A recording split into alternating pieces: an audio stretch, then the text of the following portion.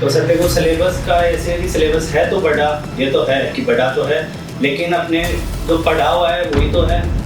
Main बात है time management जरूरी है आजकल सर। टाइम मैनेजमेंट इसलिए भी नहीं बैठ रहा कि जैसे 2 पेपर हैं, फर्स्ट और सेकंड, तो लोग या तो फर्स्ट को ही पढ़े जा रहे हैं या सब्जेक्ट अच्छा लग रहा है तो उसी को पढ़े जा रहे हैं। जिसके पीछे पड़ गए हाँ, उसकी पीछे भाग रहे हैं, बैलेंस नहीं कर पा रहे। बैलेंस नहीं कर रहे। मैं सर जैसे पूरे सब्जेक्ट है ना, इनमें जो भी 12 लगभग, तो वो सारे सब्जेक्ट मैंने तैयार किए हैं सर, क्योंकि क्वेश्चन एक भी आए लेकिन वो अपने को करना ही पड़ेगा तभी सिलेक्शन हो। तो उसके बाद में जनवरी 2024 से लेके मैं सर यहाँ लगभग अक्टूबर नवंबर तक हमारा बैच लगभग कंप्लीट सा ही होने वाला था। दिसंबर में संस्कृत विभाग का ग्रेड 2 प्रस्तावित था कि होगा एग्जाम 24 में क्या? हाँ, दिसंबर 2024 में। तो यहाँ अपने इंस्टीट्यूट में PRS के नाम से चल रहा था, तो वो ग्रेड 2 के मैं टेस्ट दिया और तैयारी मेरी ग्रेड 1 की चल रही थी उधर। तो मैं सोचा कि उन्हें अपने इधर भी देख लें कि ग्रेड 2 का भी तैयारी लगभग सिमिलर सी है। तो मैं दिसंबर 2024 का वो ग्रेड 2 का एग्जाम दिया संस्कृत विभाग का। तो उसमें पद तो काफ़ी कम ही थे, लेकिन मैं सोचा देख लेते हैं एक बार क्या होता है। तो उसमें लगभग सर मेरा 0.4 से सिलेक्शन रह गया सर। तो टेस्ट सीरीज में भी सर जैसे टेस्ट देना ही आके टेस्ट देके जाना, वो टेस्ट नहीं है सर। टेस्ट देने का मतलब है सर कि अपने टाइम से आए यहाँ पे, पूरा उसमें टाइम दें, जैसे अपने को वो क्वेश्चन नहीं आ रहा लेकिन उसको भी अपने पढ़े, उसके ऑप्शन देखे सर, और फिर अपने सर जो भी गलत हुए हैं उसे आंसर की से मैच करके फिर जो गलत हुए उनका पहले तो ये देखना कि ये गलत क्यों हुए हैं, और उसके बाद सर जो नए क्वेश्चन हैं या आपने कभी नहीं देखे तो उनको अपने जो नोट्स हैं उनमें वहाँ ऐड कर ले, या अलग से जो नोटबुक बना रखे उसमें ऐड कर ले। ये मैथ्स सब्जेक्ट वालों के लिए एक बात है। तो मैथ्स सब्जेक्ट के पेपर का सिलेबस बहुत लेंथी है। हम अक्सर सुनते हैं साहब उनसे पेपर ही नहीं होता, टाइम कम पड़ जाता है, पर्सन आते रह जाते हैं। तो क्या एक्चुअली में ऐसी समस्या है? क्या आपने वैसे समस्या फेस की है?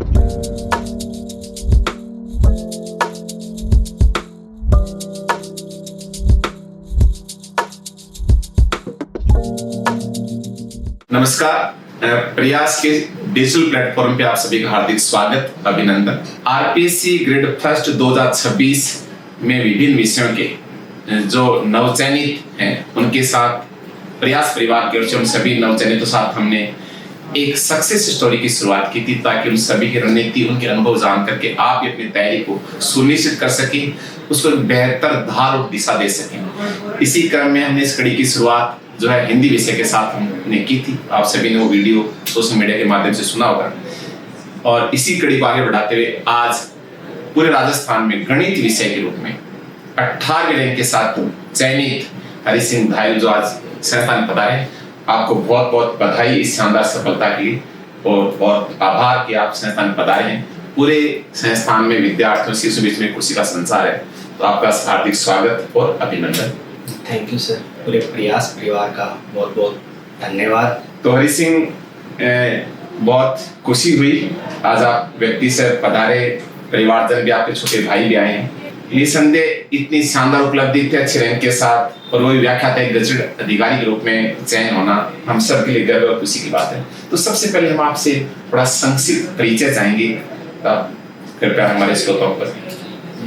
मेरा नाम हरि सिंह धायल है, पिताजी का नाम पप्पू धायल है। मैं निवासी गांव धीरजपुरा, तहसील रिंगस का रहने वाला हूँ। मैंने 10th स्कूलिंग मेरे नज़दीकी रिंगस से किया है। उसके बाद में मैंने आगे की पढ़ाई के लिए 11th 12th में यहाँ सीकर से किया है स्कूलिंग पूरी। सीकर में कौन सा स्कूल है? आस्था अकेडमी। आस्था अकेडमी। फिर स्कूलिंग मैंने आस्था अकेडमी से की। उसके बाद में मैंने 1 साल जेई का प्रिपरेशन किया, लेकिन उसमें मेरा नहीं हुआ। तो उसके बाद मैंने बीएससी यहाँ अपने शेखावटी कॉलेज इससे सर मैंने बीएससी किया। उसके बाद में मैंने सर एमएससी के लिए मैं जेएम का तैयारी किया। तो उसका कोई इंटरेस्ट टेस्ट लगता होगा? जी सर, जेएम के नाम से लगता है सर। तो जेएम के थ्रू में आईआईटी गांधीनगर से मैंने एमएससी किया मैथमेटिक्स से। गुजरात से? जी सर, गुजरात। जी, तो ये मेरा सर ग्रेजुएशन तक का सफर। बिल्कुल बिल्कुल। तो ये मतलब मैं आपको बताना चाहूँगा कि हरि सिंह अपने सीकर जिले से ही हैं, रिंगस से हैं, और इनका स्कूलिंग भी सीकर जिले में हुआ। हाँ, इन्होंने एमएससी जरूर जो है आप देखेंगे जेएम के थ्रू इन्होंने आईआईटी गांधीनगर से किया, तो सब्जेक्ट आपका फिर बहुत अच्छा हो गया होगा। शुरू से थोड़ा थोड़ा अच्छा बन गया। हाँ, क्योंकि थोड़ा सा उस आईआईटी संस्थान करने से वहाँ का माहौल फैकल्टी अच्छा रहता है, तो सब्जेक्ट स्ट्रॉन्ग हो जाता है। चलो बहुत अच्छा। थोड़ा मैं आपसे जानना चाहूँगा, आफ्टर कंप्लीशन योर डिग्री, तैयारी को लेकर के आपको ये कोई प्रेरणा या ये कोई मोटिवेशन या प्लान कहाँ से आई? आपकी स्वप्रेरणा थी या कोई चीज का मार्गदर्शन मिला? थोड़ा सा इसको बारे में बताएं। देखो सर, मैंने 2021 में एमएससी पास आउट कर लिया था आईआईटी गांधीनगर से। उसके बाद मैं यहाँ आते ही सोचा था कि मैं जेई वगैरह के इंस्टीट्यूट में पढ़ा लूँगा। ये सब्जेक्ट आपका अच्छा हो गया सर, सब्जेक्ट अच्छा था, तो इस हिसाब से मैं सोचा यहीं पढ़ा लूँगा इसी कभी कोई इंस्टीट्यूट में। तो घर वाले बोले, पापा बोले कि नहीं बेटा, तैयारी तो कोई गवर्नमेंट जॉब की करनी है आपको। तो मैं बोला ठीक है पापा। फिर तो पापा बोले कि तैयारी कर बेटा। तो मैं यहाँ जनवरी 2024 में प्रयास में आ गया पहले कोचिंग करने के लिए, क्योंकि पहले तो मेरे को कुछ आता नहीं था, जीके में 0 था। ये तैयारी वाली जो मैं कहूँ कि ये प्रेरणा जो है ये पापा जी ने कहा था, वरना आपका मनस तो मतलब वो क्लियर कोई नहीं था कट कि मुझे किस दिशा में जाना है। लेकिन गवर्नमेंट वाली जो ना, वो पापा ने कहा कि आपको पहले तैयारी करनी है एक बार। तो बिल्कुल वो विकल्प तो बाद में। पापा जी कोई क्या सर्विस करते हैं क्या? नहीं सर, पापा जी मेरे खेती करते हैं। मेरे बात दादा और 5 भाई थे, तो मेरे दादा जी तो आर्मी में थे। दादाजी? हाँ दादाजी।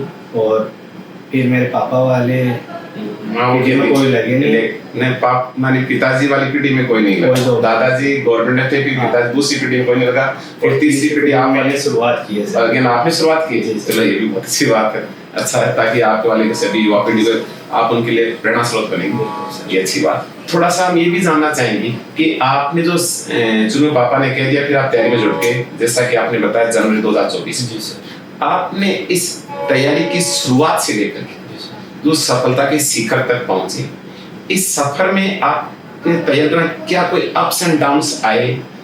आई मीन टू आस्क कि मतलब कोई सफलता का कोई दौर स्वाद चखा? यस, ये थोड़ा बताएं। देखो सर, मैं जनवरी 2024 में प्रयास में आया सबसे पहले। तो यहाँ मंथली टेस्ट लगता था कि फिक्स था कि जनवरी में लगेगा, फरवरी में लगेगा और आगे कंटिन्यू रहेगा। तो मैंने जो फाउंडेशन टेस्ट, फाउंडेशन टेस्ट मैंने पहला दिया। तो थोड़ा तो जनवरी में बीच में आया, तो थोड़ा तो मेरा पढ़ा हुआ नहीं था, और बीच में मैं 18 जनवरी को यहाँ आ गया। तो जो पहला टेस्ट आया तो मेरा आज भी आपको डेट याद? 18 जनवरी। ये भी एक अच्छी बात है कि मतलब व्यक्ति जब किसी काम को जब जी जान से गंभीरता से करता है, तो उसे हर मोमेंट हर मोड से याद रहता है कि कब मैंने किसी से बात की। और ना कई बार हम देखते हैं लोगों को पता ही नहीं होता, कई बार क्लास में पूछते हैं आपने कब ज्वाइन किया, तो कई बार कहते फरवरी होता है, मार्च भी कहता नहीं, सॉरी सर मार्च, इतना तक पता नहीं था। समझे किसी इतनी महत्वपूर्ण काम की शुरुआत करें तो उसमें गंभीरता ही बताती है कि आप इवन आज भी डेट याद होती है। तो मैंने सर पहला फाउंडेशन टेस्ट दिया, तो उसमें सर मेरा रैंक 350-400 बच्चों में कहाँ आना था। मेरा काफी नीचे था, 200-250 के बीच में था। तो मैं सोचा तो ये तो कैसे होगा कि बहुत बच्चे आ गए हैं और इतनी तो सीटें भी नहीं आएगी। सही। तो फिर मैंने सर ऐसे सोचा कि रैंक तो इम्प्रूव करनी है, तो पहले ही रैंक लानी है मेरे को यहाँ प्रयास में। तो मैं धीरे धीरे अगला ही टेस्ट दिया, तो उसमें मेरी टॉप 10 में रैंक आ गई। सीधा ही छलांग? जी सर, टॉप 10 में रैंक आई, क्योंकि मंथ वाइज होता था फाउंडेशन टेस्ट, जो पढ़ाए उन्हीं यस जितना पढ़ा उसमें से। तो उसको मतलब मैंने अच्छा से पढ़ लिया वो सारा, कि वो तो रैंक लाना ही है सर। उसको गोट लिया होगा ना? जी सर, गोट लिया होगा। तभी इम्प्रूव। तो फिर 10 रैंक में आ गया अंदर। तो फिर जी सर, फिर तो ऐसे हो गया कि हाँ कि एक सीट तो अपनी होगी, इस भर्ती में कोई लगे या न लगे, लेकिन गजब बात है। मैं तो लगूंगा ये है कि दूसरे टेस्ट में अच्छी रैंक आते हैं, आप में कॉन्फिडेंस आ गया कि अपनी सीट तो पक्की। जी सर। देखिए यहाँ पर मैं हरी सिंह में एक बात करना चाहूँगा कि ये आपने बहुत अच्छी बात बताई कि विद्यार्थियों में सबसे बड़ी कमी क्या, खुद का विश्वास डगमगा जाता है। वो कहते हैं कि तैयारी तो कर रहा हूँ लेकिन पता नहीं होगा कि होगा, जबकि आप यदि खुद बोलेंगे मेरी एक सीट पक्की से कितने ही पता है, तो उससे कोई फर्क नहीं पड़ता। इसलिए विद्यार्थी हमेशा खुद पे विश्वास होना चाहिए। जैसे हरी सिंह ने कहा कि दूसरे टेस्ट में 10वीं रैंक आते उसने कहा मेरी सीट पक्की, इसी जज्बे इसी विश्वास ने आपको और आगे बढ़ाया सर इसको। तो उसके बाद में मैं जनवरी 2024 से लेके मैं सर यहाँ लगभग अक्टूबर नवंबर तक हमारा बैच लगभग कंप्लीट सा ही होने वाला था। तो मैं दिसंबर में संस्कृत विभाग का ग्रेड सेकंड प्रस्तावित था कि होएगा एग्जाम 24 में क्या? हाँ, दिसंबर 2024 में। तो यहाँ अपने इंस्टीट्यूट में PRS नाम से चल रहा था। तो वो ग्रेड सेकंड के मैं टेस्ट दिया और तैयारी मेरी ग्रेड फर्स्ट की चल रही थी उधर। तो मैं सोचा कि उन्हें अपने इधर भी देख लें कि ग्रेड सेकंड का भी तैयारी लगभग सिमिलर सी है। तो मैं दिसंबर 2024 का वो ग्रेड सेकंड का एग्जाम दिया संस्कृत विभाग का। तो उसमें पद तो काफ़ी कम ही थे, लेकिन मैं सोचा देख लेते हैं एक बार क्या होता है। तो उसमें लगभग सर मेरा 0.4 से सिलेक्शन रह गया सर उसमें। यानी इसका अंदर आपका डिग्री हुआ था? हाँ, डी हुआ था। और फाइनल में आप सिर्फ पॉइंटों से रहे? 0.6 है, नंबर से नहीं रहे, है ना? जी सर। तो फिर तो आपको वेटिंग भी सर वेटिंग 4 है सर, 4th नंबर की वेटिंग मिली। तो यानी बहुत नजदीक जा करके यानी असफलता देखनी पड़ी। एक तरह से असफलता एकदम बिल्कुल चंद कदम पे आपसे दूर थी। जी सर। तो फिर जून 2025 में अपना ग्रेड फर्स्ट प्रस्तावित था। तो सर मैं जनवरी वापस लगा, जनवरी 2025 से। तो मेरे पास मोटे 5 महीने थे, जनवरी से मई तक। तो मैं सोचा 5 महीने में लगभग पढ़ा हुआ था मेरा। यहाँ कोचिंग में जो पढ़ा रहे वो मैं पढ़ ही रहा था, और सब्जेक्ट का मैं खुद कर अपने एक प्रैक्टिस करनी है वो मैं कर रहा था। तो जनवरी 2025 से लेकर मई तक मैं ग्रेड फर्स्ट का तैयारी करता रहा और अपने इंस्टीट्यूट के साथ में टेस्ट देता रहा। तो उसके बाद में 23 जून को जीके का पेपर हो ही लिया, 25 जून को सब्जेक्ट का हो लिया। तो उसके बाद में पेपर देते ही आइडिया लग गया था कि रैंक तो ठीक ठाक आएगी। तो मैं तो सर जून से ही फिर घर चला गया। श्योर हो गया? हाँ, कि हो गए इसमें तो पक्का है। तो आपने जनवरी 24 से लेकर के जून 2025 तक के इस सफर में, मतलब मैंने जो प्रश्न पूछा था अप डाउन वाला, तो आपने तो शायद अपना डाउन नहीं देखा। डाउन नहीं रहा वो बीच में वो तो आपने एक साइड मतलब ठीक है वो दूसरी तैयारी सेम थी, लेकिन आपने आजमाया कि हाँ मैं कितना अचीव कर सकता हूँ, और वहाँ भी आपने एक बेहतर अचीव किया। तो ये भी बहुत अच्छी बात निकल के सामने आई आपसे कि व्यक्ति एक दृढ़ इच्छा के साथ और एक बहुत प्लानिंग से भी आगे बढ़े, एक विश्वास खुद पे था, तो फिर आगे बढ़ना है, पीछे मुड़ने का कोई मतलब नहीं। और उसके बाद में सर मैं घर चला गया। तो जो अपना सितंबर में ग्रेड सेकंड था 11 सितंबर को। तो मैं सोचा कि उन्हें इसको भी देख लेते हैं। मैं जून से जुलाई अगस्त सितंबर 3 महीने में छोड़ ही दिया था पढ़ाई लगभग, घर का काम करने लग गया था घर पर। तो सितंबर में अपना एग्जाम हुआ ग्रेड सेकंड का। तो उसमें मेरा अच्छा स्कोर रहा, अभी उसका 296 मार्क्स हैं और अपना कट ऑफ गया है 278 नंबर। तो वो भी लगभग सर फाइनल सही है, अगर नहीं भी हाँ सही खैर अब तो जरूरत नहीं, लेकिन एक बार उपलब्धि जुड़ जाए। जी सर, बस ये चलो बहुत अच्छा। पर इसी हम आपसे एक बात और जानना चाहते हैं। आजकल के स्टूडेंट्स की एक कॉमन समस्या हो गई है कि साहब टाइम ही नहीं मिलता, सर सिलेबस बहुत बड़ा है, कैसे समेटे सर, टेस्ट देते हैं तो पूछते हैं क्यों नहीं दे रहे सर, टाइम नहीं मिलता सर, हो ही नहीं रहा है, क्या करें। हर विद्यार्थी का ये रोना है कि सर ये टाइम मैनेज नहीं हो रहा है, टाइम मैनेजमेंट कैसे करें सर। तो आपके सामने कैसी कोई समस्या है क्या टाइम मैनेजमेंट को लेकर के, या आपने टाइम को कैसे मैनेज किया? ये कॉमन विशेषता हो गई, तो थोड़ा सा आप इसके बारे में बताएं कि हर विद्यार्थी से जूझ रहा है कि टाइम मैनेजमेंट एक स्किल है, टाइम को कैसे पकड़े, कैसे बांधे। जी सर देखो, टाइम मैनेजमेंट क्या स्ट्रेटेजी दी?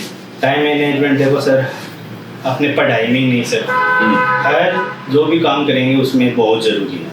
अपने स्कूलिंग में पढ़े तो टाइम मैनेजमेंट था वहाँ की सर, कि इस कालांश में ये पढ़ना है और वीकली ये प्रथम द्वितीय टेस्ट होगा, हाफ ईयरली होगी, एनुअल एग्जाम होगा।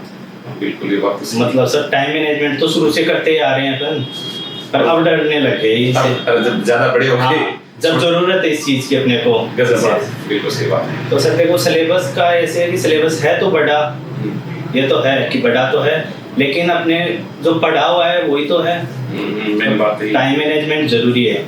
आजकल सर टाइम मैनेजमेंट इसलिए भी नहीं बैठ रहा कि जैसे 2 पेपर हैं फर्स्ट और सेकंड, तो लोग या तो फर्स्ट को ही पढ़े जा रहे हैं या सब्जेक्ट अच्छा लग रहा है तो उसी को पढ़े जा रहे हैं, जिसके पीछे पड़ गए उसी के पीछे भाग रहे हैं, बैलेंस नहीं कर रहे सर।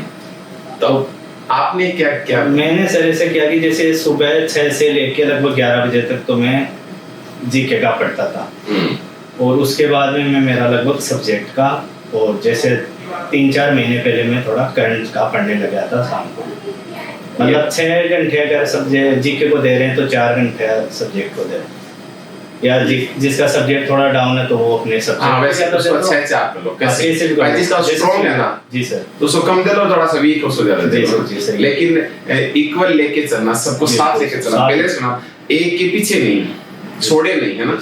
वो फिर बोझ बन जाएगा सर, एक रह गया वो बिल्कुल बिल्कुल, वो सिलेक्शन से दूर ही करेगा अपने को। तो ये आपके रणनीतिक शुरू से जी स्ट्रेटेजी सर। और इसी में ये कारगर साबित ये है। सर आज सराहना मेरी भी सर। बिल्कुल बिल्कुल। एक जो फर्स्ट पेपर है जी सर। इसको लेके सबसे बड़ा हुआ बना हुआ है कि साहब ये इसमें 40% नंबर ही नहीं आ रहे हैं।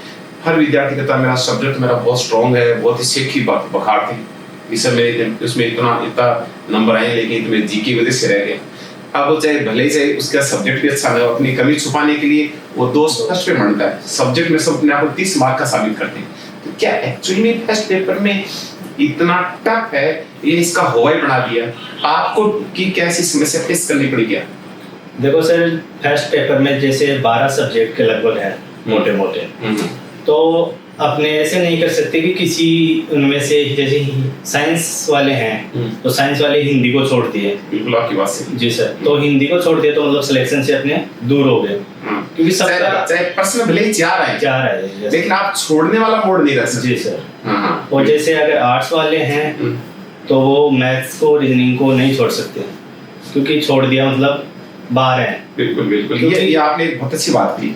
हम अक्सर क्लास में देखते हैं साइंस वाले बच्चे हिंदी वगैरह को या तो कहते सर हमारा तो इंग्लिश मीडियम में कोई पढ़ाई नहीं, या सर ये तो मेरा थोड़ा आता ही नहीं, हम देख लेंगे ऐसे ही कर लेंगे। आर्ट्स वाले वैसे रोना रोते हैं सर वो मैथ से कितनी पढ़ लो आएगी तो है नहीं, इंग्लिश से ऐसे होंगे तो वो हम जो मेजर पार्ट होते हैं जैसे मैनेजमेंट हिस्ट्री इनको तो लेते हैं और लास्ट में वो खिसकने लग जाते हैं। तो आपका क्या स्ट्रेटेजी था इस पर? मैं सर जैसे पूरे सब्जेक्ट है ना इनमें जो भी 12 लगभग, तो वो सारे सब्जेक्ट मैंने तैयार किए हैं सर, क्योंकि क्वेश्चन एक भी आए लेकिन वो अपने को करना ही पड़ेगा तभी सिलेक्शन होगा। यानी आपने पूरे 75% की तैयारी? जी सर, पूरे 75 का ही करके चलना पड़ेगा, अपने को छोड़ नहीं सकते उनमें से किसी टॉपिक को। ये आपने अच्छी बात की। फर्स्ट पेपर फिर तो टफ क्या, फिर तो नहीं तो 40% आना ही तय है। यदि आप इतना करेंगे तब तो अगर छोड़ दिया तो अपने वैसे ही बाहर हैं भाई, बस कुछ तो परसेंट आ पाएंगे, कुछ आपने छोड़ दिया कुछ नेगेटिव हो जाएंगे। बिल्कुल सर, तो फिर बचेंगे कहाँ से? तो मतलब 40% अगर क्राइटेरिया पार करना है अपने को तो जो 12 सब्जेक्ट 13 सब्जेक्ट हैं वो पूरे अपने को साथ लेके चलने ही पड़ेंगे, चाहे से उनमें से क्वेश्चन एक ही आए भले। बिल्कुल बिल्कुल सही बात है, ये आपने अच्छी बात बताई, क्योंकि ये आजकल स्टूडेंट्स का माइंडसेट चल रहा है। जी सर, ये वो स्किप कर रहे हैं कि 4 के प्रश्न आएंगे। जी सर, आएंगे तो ऐसे आ जाएंगे वरना कोई मतलब नहीं है, मैं जाऊंगा आऊंगा टाइम खराब होगा, अब ये पीछे रख रहा हूँ। जी सर, क्वेश्चन एक भी बहुत मायने रख रहा है सिलेक्शन के लिए। चलो ये अच्छी बात है, तो सारी ये निकल के आता है कि पूरे 75% तैयार करें, छोड़ने वाला माइंडसेट भी है, फिर वो आराम से कवर कर लेंगे। जी सर, आराम से हो जाएगा। और दूसरा हम ये भी जानना चाहते हैं कि जो बच्चे जो सुन रहे हैं वो ये जानना चाहते हैं जो सेकंड पेपर आपका सब्जेक्ट मैथ्स है, ये मैथ्स सब्जेक्ट वालों के लिए एक बात है, तो मैथ्स सब्जेक्ट के पेपर का सिलेबस बहुत लेंथी है और हम अक्सर सुनते हैं साहब उनसे पेपर ही नहीं होता, टाइम कम पड़ जाता है, प्रश्न आते हुए जाते हैं। तो क्या एक्चुअली में ऐसी समस्या है क्या आपने वैसे समस्या फेस की क्या? आपने सेकंड पेपर को कैसे समेटा? जो आपने बताया मेरा शुरू से स्ट्रॉन्ग एक पोर्शन रहा है, फिर भी चूंकि इसको तैयारी के दौरान क्या यहाँ आरपीसी में आपने ये समस्या आई या क्या रहा? देखो सर, मैथ का मेन फॉर्मूला ही है कि प्रैक्टिस, उसके बिना तो नहीं होगा। तो हमारे क्या है सर, जैसे ग्रेड सेकंड की बात हम सुनते हैं, ताकि मैं तो आर्ट्स बैकग्राउंड से हूँ कि साहब मैथ्स में जो जितने आप कॉपी भरता है उसके उत्तर ये कॉपी भरने वाला सीन आपके पास? हाँ, वो प्रैक्टिस मतलब कॉपी रफ कॉपी। हाँ, वो ढेर। मैं तो सर जीके को भी रफ कॉपी से पढ़ता था। ऐसे क्या? जी सर, मैथ की तरह ही। यानी जीके मैथ्स से पढ़ते? जी सर। ये मतलब ये समझे नहीं, बता सर। मतलब कि सर अगर सिलेक्शन करवाना तो वो जीके तो याद करना ही पड़ेगा, उसके बिना तो होगा नहीं। तो उस जीके को याद करने के लिए क्या करते हैं? मैं सर ऐसे जैसे एक वर्ड पकड़ लेता था, जैसे अगर हम किसान आंदोलन में पढ़ रहे हैं तो शेखावाटी का आंदोलन या मीना किसान आंदोलन, जो भी कोई टॉपिक पढ़ रहे हैं, तो उस वर्ड को पकड़ के उसके आसपास की चीजें, जैसे सर आप क्लास में एक दिन मेरे से आप क्वेश्चन पूछे थे, आपको तो याद नहीं होगा, खैर मेरे को आज भी याद है। आप बोले कि महाराणा प्रताप के बारे में बताओ 5 चीजें, या उनके दरबारी कवि की जो रचनाएं हैं वो बताओ। तो मैंने सर पूरी बता दी थी वो। अभी भी याद है? जी सर, अभी भी याद, आपको नहीं याद कर इतने बच्चे हैं। तो फिर आप सर शाबाशी दे के गए। ओके, तो बिल्कुल आपकी शाबाशी रंग लाई भाई, बहुत अच्छा लगा। तो इसका मतलब ये हुआ कि जो है सब्जेक्ट वाला है चाहे वो जीके वाला है, दोनों ही कोई आपने एक प्रॉपर महत्व दिया। सब्जेक्ट आपका शुरू से स्ट्रॉन्ग रहा, लेकिन ये स्पीड वाला कम पढ़ने वाला ये क्या है? देखो सर, मैथमेटिक्स में क्या है कि जैसे फर्स्ट ग्रेड में तो 3 घंटे पूरे मिल जाते हैं, तो उसमें तो क्या है कि यूजी और पीजी का पोर्शन थोड़ा ज्यादा आता है। पिछली बार से बदलाव हो गया। जी सर। हाँ, तो 11-12 वाला कम आता है, तो टाइम ज्यादा लगता है अपने को 11-12 वाले में, कैलकुलेशन ज्यादा रहती है। यूजी वाले में क्या सीन है सर कि डायरेक्ट जो देखा हुआ है तो उस पर डायरेक्ट टिक ही करना होता है अपने को, या कोई फॉर्मूला है तो वो वैल्यू पुट करके निकाल देते हैं अपने। तो सर मेन तो यही है कि यूजी और पीजी में टाइम बच जाता है ग्रेड फर्स्ट में तो, लेकिन ग्रेड सेकंड में सर 2.5 आवर ही मिलते पूरे, तो उनमें तो ओमार बनने वाले में 2 ही बचेंगे। तो उनमें क्या सर स्पीड का बहुत ज़्यादा महत्व है।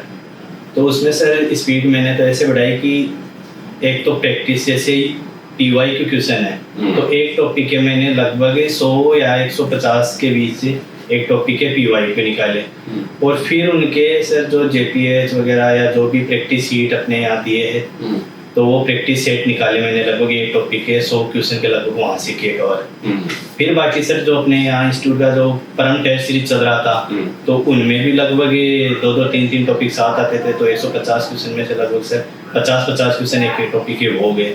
तो मेनली सर ये से कि एक टॉपिक के लगभग मैंने सर 300 क्वेश्चन तैयार किए टॉपिक के, हाथ से निकाल। तो आपने पीवाई को जो देखा और टेस्ट सीरीज में आपने स्पीड को बढ़ाया। जी सर। तो आपने स्पीड में फोकस किया। जी सर, वो टेस्ट सीरीज से ही स्पीड बढ़ा। बिल्कुल ऐसे नहीं होता, पर सोचता है पर आगे लेकिन फिर लगता है कर लेंगे, वो करने करे पेन चलाए तभी आएगा, वरना नहीं आएगा। प्रैक्टिस जरूरी है सर मैथमेटिक्स में, तभी क्वेश्चन देखते ही क्लिक होगा आपने कि यार ये क्या टाइम कभी बचा सकते हो। जी सर, टाइम का ही है सर, वरना आते हुए रह जाते हैं मैथ्स है, फिजिक्स में सेम समस्या। बिल्कुल सर, यही है सर मैंने इसका तो। अच्छा है।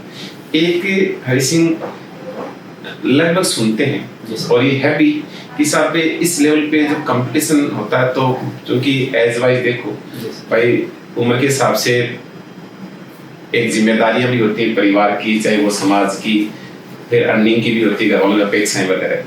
तो कई बार 1-2 बार एग्जाम देते हैं, सिलेक्शन भी नहीं होता है, वो नतीजा गिर जाती है। ऐसे में कई बार अप्स एंड डाउन्स को या लो फील होना या डिप्रेशन आना ये होता है। ऐसे में क्या कोई ग्रुप का महत्व भी मतलब जरूरी है कि आपके अकॉर्डिंग वो होते साथ ग्रुप डिस्कस होना चाहिए, एक अच्छा हेल्दी ग्रुप होना चाहिए, क्या आपकी नजर में ऐसा ग्रुप होना चाहिए क्या? और पहले दौरान आपका भी ऐसा कोई ग्रुप था क्या? ये सर देखो पीयर ग्रुप का सर की होना जरूरी है। जी सर। तो हमारे भी यहाँ अपने प्रयास में मैं और अंकित सुंडा जो हिंदी से भी लेक्चरर बने हैं 104 रैंक पे, और बलराम भाई वो भी हमारे साथ, वो भी हिंदी से व्याख्याता बन गए, और एक हमारे साथी गुप्ता जी थे, जयंत गुप्ता जी सर। तो उनका तो क्या अभी बीएड हुआ नहीं तो फिजिक्स में उनका भी अच्छा खासा। एक बात बहुत नाइस है उसका व्यवहार और मतलब उसकी जो नम्रता है उसकी तो बात बिल्कुल झलकती है सर। कायल है जी सर, वो तो उसका बीएड नहीं होना, उनका भी अच्छी रैंक होती है, वो भी आपके साथ सेलिब्रेशन में शामिल होते हैं। तो ये आप लोग ग्रुप था ना सर। तो ये सहयोगी मानो कि सभी लोग मतलब बहुत ही मैच्योर भी थे, सेंसिबल थे, सिंसियर थे, तो ऑब्वियसली है कि आपको उसका लाभ मिला है सर। तो आपकी नजर में ग्रुप होना चाहिए, but it should be healthy. जी सर, अननेसेसरी फालतू बातें नाव से वो ग्रुप बना लिया, वो कोई चैट कर रहे हैं, वो पीडीएफ भेज देंगे लंबा उनसे नहीं, बहुत चर्चा हो जाए पेपर पे टॉपिक पे, तो अपने बहुत अच्छी बात बताई। इसी कड़ी में हम आप ये भी बताएं कि जब तैयारी के दौरान एक के साथ मानसिक मजबूती होना चाहिए।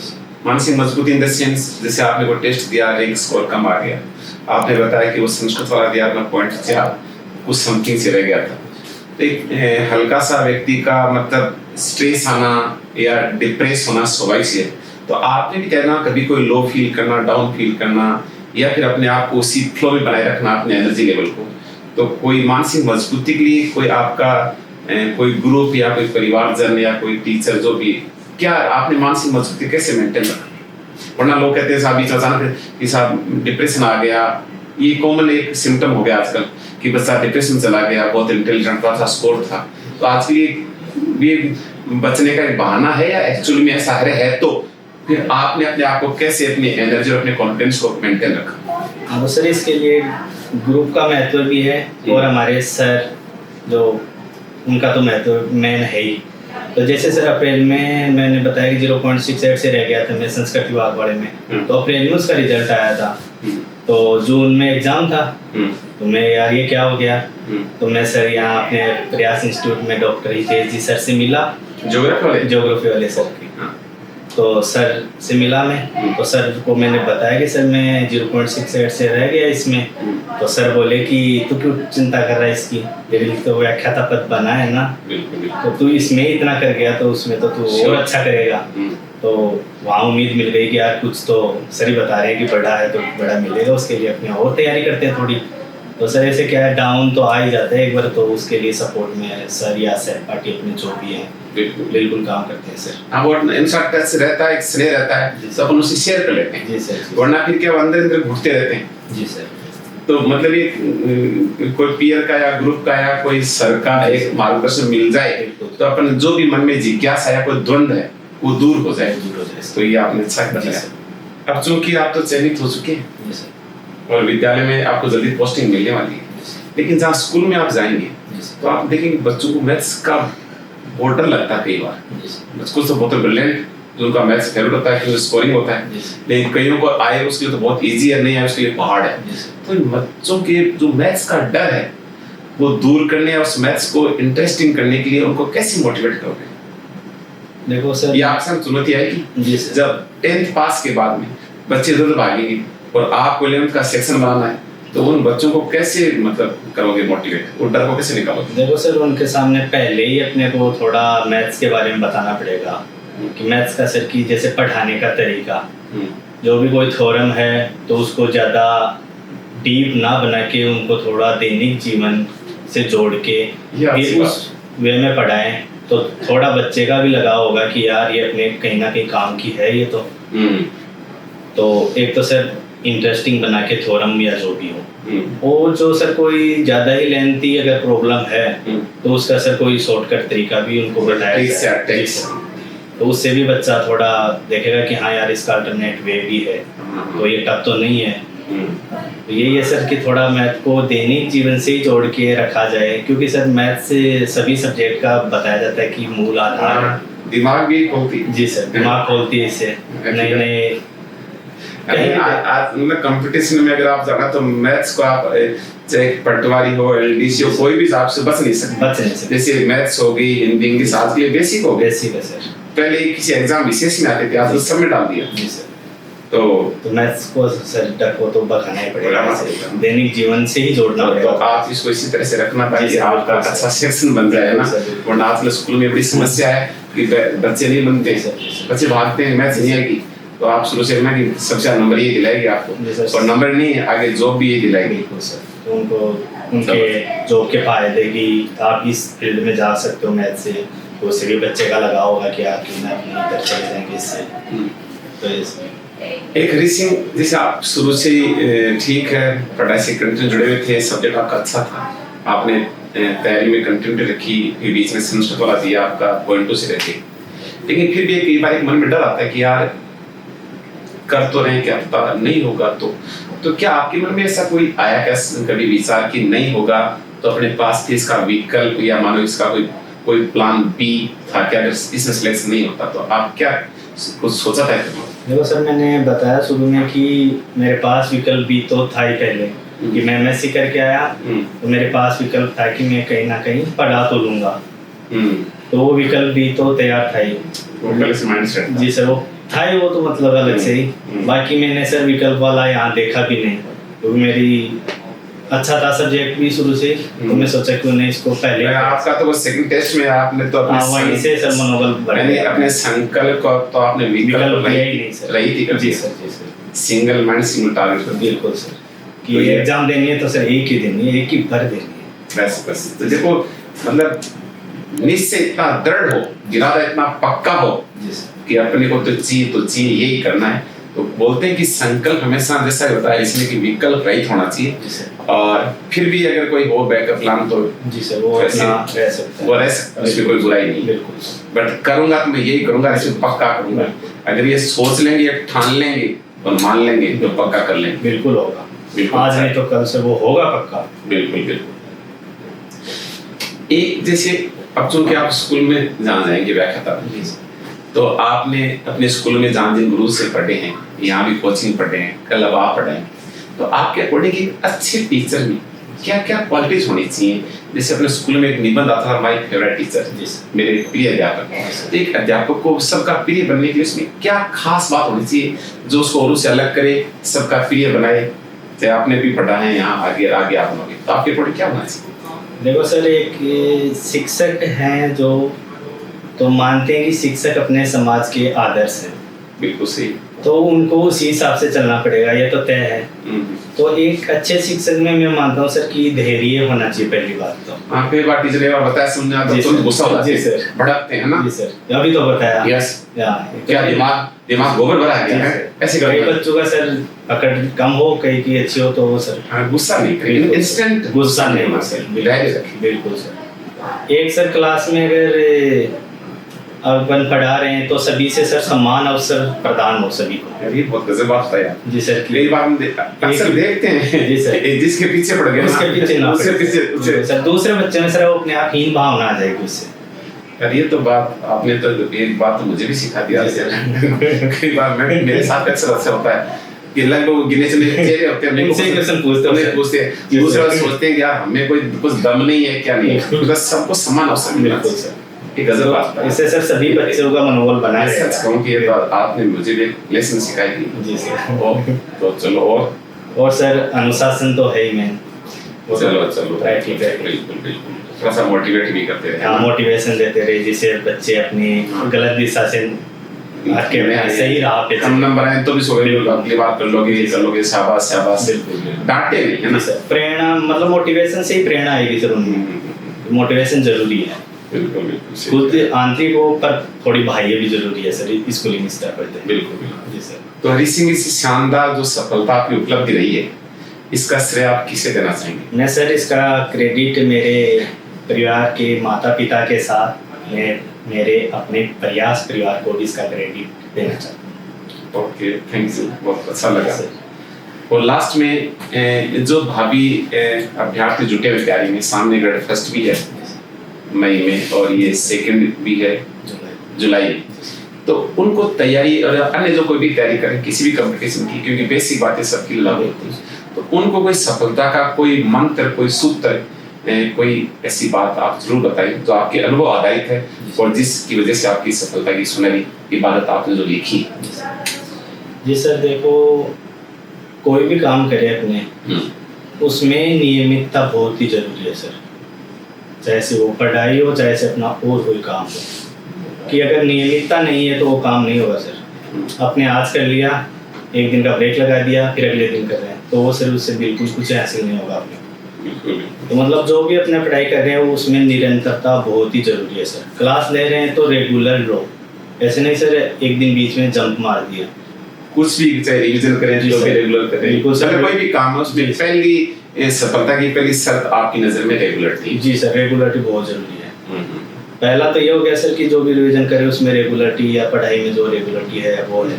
उसके साथ साथ सर अपने तैयारी को निखार देने के लिए टेस्ट सीरीज है वो बहुत ही कामगार साबित होती है।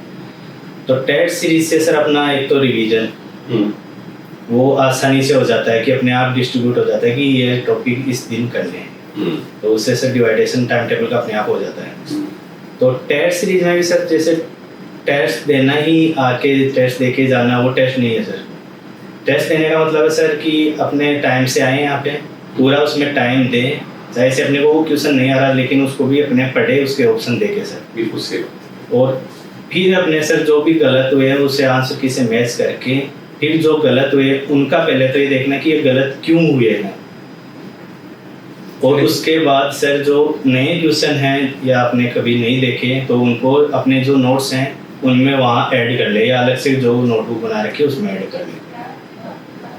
ये सर मैंने तो यही अपनाया था और यही मैं मेरे जो भी साथी हैं भाई, तो उनको यही बताना चाहूँगा कि पढ़ाई में निरंतरता और टेस्ट सीरीज का एनालिसिस ग्रुप के साथ करना बहुत ही जरूरी है। मैं तो सच कह रहा हूँ कि आपने अपनी पूरी इस सफलता के सफर के दौरान जो पूरा जो सीखा अनुभव, उसका पूरा मक्खन निचोड़ दो शब्दों में निकाल दिया। एक तो निरंतरता, चाहे वो क्लास के रूप में हो चाहे रिविजन रूप में, जहाँ भी जिस रूप में, और दूसरा अभ्यास के रूप में। लेकिन आपने कहा अभ्यास आधा अधूरा नहीं, वो पूरा सीरियस भी हो, सिंसियर भी हो, तो फिर सक्सेस हो। तो बहुत अच्छी आपकी जो ना ये कहानी हमें लगी, और बहुत कुछ आपके अनुभवों से और आपकी बातों से विद्यार्थियों से सीखने को मिलेगा। लास्ट में हम यही कहना चाहेंगे सभी लोगों से कि देखिए, जो आज हरि सिंह का जो सम्मान हो रहा है, जो लोग इनको सुन रहे हैं, जो इनको बधाइयाँ दे रहे हैं, ये व्यक्ति, हर व्यक्ति जीवन में सम्मान की चाहत तो रखता है, सफल होना तो चाहता है, लेकिन ये सच है कि हर व्यक्ति सफल होता नहीं, हर व्यक्ति को सम्मान पाता नहीं। कहते हैं कि वो विरले ही होते हैं, वो विरले ही होते हैं, मतलब बहुत कम लोग होते हैं जिनका सम्मान होता है। क्योंकि हम जानते हैं कि चंदन सी खुशबू के लिए, चंदन सी खुशबू के लिए चंदन का वृक्ष होना पड़ेगा। कर्म की लेखनी से जीवन को रोशन करना पड़ेगा, बहुत अच्छा पढ़ना पड़ेगा। आपने जाने कितना रजिस्टर करती है, कर्म की लेखनी से जीवन को रोशन करना पड़ेगा। यूं ही कोई देव में महादेव नहीं बन जाता, महादेव बनने के विस्पान करना पड़ेगा। तो औरों से अलग, औरों से ऊपर उठने के लिए आपको लंबी तपस्या, एक सतत साधना करनी होगी, तब जाकर के आप उस यश, उस सफलता के स्वाद को चख पाएंगे, और समाज में आपका सम्मान और कीर्ति अलग से होगा। तो हम चाहेंगे कि जो जुटे हुए विद्यार्थी वो बहुत अच्छी मेहनत के साथ इस साधना को करें, वो अवश्य सफल होंगे, और इनके अनुभवों से जो सीखेंगे वो अपनी तैयारी के दौरान उसमें जोड़ेंगे और अच्छा निखार और सुधार लाएंगे। तो अवश्य आपके सभी के लिए इंटरव्यू हम उम्मीद करेंगे एक फलदायी, प्रेरणादायी साबित हो। तो इसी कड़ी में आगे हम इस तरह की और इंटरव्यू लेकर के आपके बीच हाजिर होंगे। तब तक के लिए धन्यवाद, नमस्कार।